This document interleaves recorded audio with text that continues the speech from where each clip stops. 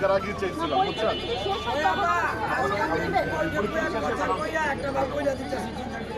এই পাশে দুইটা বসার স্থান করে দেওয়ার জন্য আমি আবার কথা বলবো এই স্কুল সঙ্গে বলেন, আমি যদি ওনারা অনুমতি দেয় আমি করে দিব এটা। এটা আপনাদের প্রয়োজন, যে কষ্ট করে এই আপনারা এক একটা জায়গা হ্যাঁ দেন। হ্যাঁ হ্যাঁ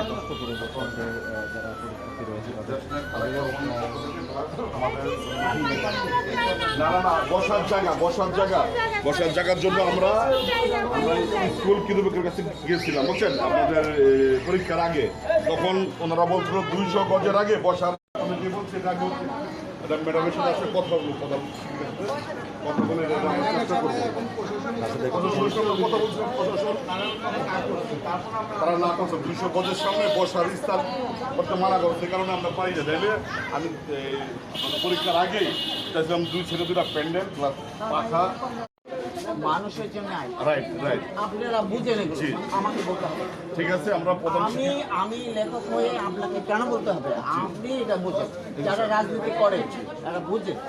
আর আপনি আশা করি যে ভবিষ্যতে আমরা তো চলে যাচ্ছি, পরবর্তীতে যারা আসবে তাদের জন্য অন্তত একটা পাতলা কাপড় দিলে হবে। ইনশাআল্লাহ করে দেবো। আর ওই বন্ধই করতে হবে, তাহলে ওই পাশে বন্ধ করে দেবেন যে আপনারা 3 ঘন্টা পরে আসবেন। ঠিক আছে, 3 ঘন্টা পরে আসবেন, বন্ধ না 3 ঘন্টা পরে। আমাদের পরীক্ষা দিচ্ছে বাচ্চারা, এদের জন্য এই কথাটা বলবেন। হ্যাঁ ইনশাআল্লাহ আপনি কাজ করবেন, আল্লাহ আপনাকে উঠাবে ইনশাআল্লাহ। হামিদুর রহমান ভাই তত্ত্বাবধানে আমরা কৃষ্ণার্থদের পাশে দাঁড়াইতেছি। গরম, প্রচণ্ড গরম, তাদের পাশে আমরা পানি বিস্কুট দিয়ে দাঁড়াইছি। দোয়া করবেন যে আমরা ছোটো ছোটো ভালো কাজগুলো একটা সময় বড় হয়ে দাঁড়াবে। আপনাদের আমরা জনগণের পাশে আছি এবং থাকবো ইনশাআল্লাহ। আপনারা আমাদের পাশে থাকবেন। আরেকটা বিষয় হলো গিয়া বলেন। বিভিন্ন সময় সমাজসেবামূলক কাজ করছেন, তো সামনে সিটি নির্বাচন, আমরা কি আপনাকে এখানে কাউন্সিলর হিসেবে দেখতে পারবো কিনা?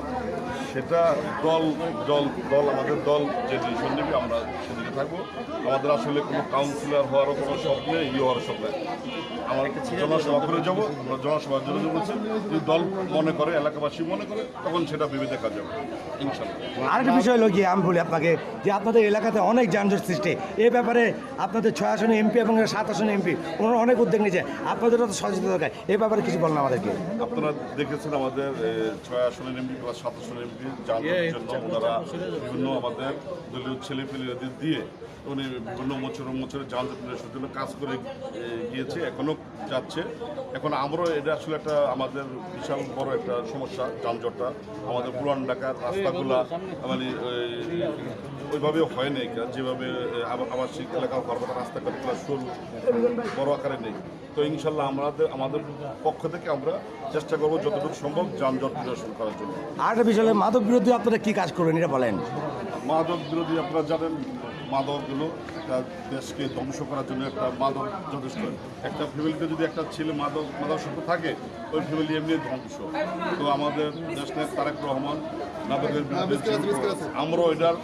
আমরা জিরো ইনশাল্লাহ আমরা যেখানে মাদক সেখানে আমরা প্রতিরোধ হয়ে দাঁড়াবো ইনশাল্লাহ, এবং আপনাদের জনগণকে নিয়ে দাঁড়াবো ইনশাল্লাহ। এটা একার পক্ষে কেউ সম্ভব না, সবাইকে নিয়ে ঐক্যবদ্ধভাবে আমরা এই মাদক এটার বিরুদ্ধে আমরা দাঁড়াবো। ছাত্রছাত্রীদের উদ্দেশ্যে কি বলার আছে এবং অভিভাবকদের উদ্দেশ্যে কি বলার আছে? আসলে প্রচণ্ড গরম পড়ছে, আপনারা জানেন। গরমের কারণে আমরা এই আমাদের ঢাকা 6 এমপি, আমাদের ইশরাক হোসেন, ঢাকা 7 এমপি আমাদের হামিদুর রহমান ভাই বলেছে যে অভিভাবকদের, শিক্ষার্থীদের পানি, বিস্কুটের ব্যবস্থা করার জন্য তাদের এই নির্দেশনায় আমরা আজকে আমাদের ক্ষুদ্র প্রয়াস, ইনশাল্লাহ আমরা এই ক্ষুদ্র থেকেই আরও বড় আকারে যাবো ইনশাল্লাহ।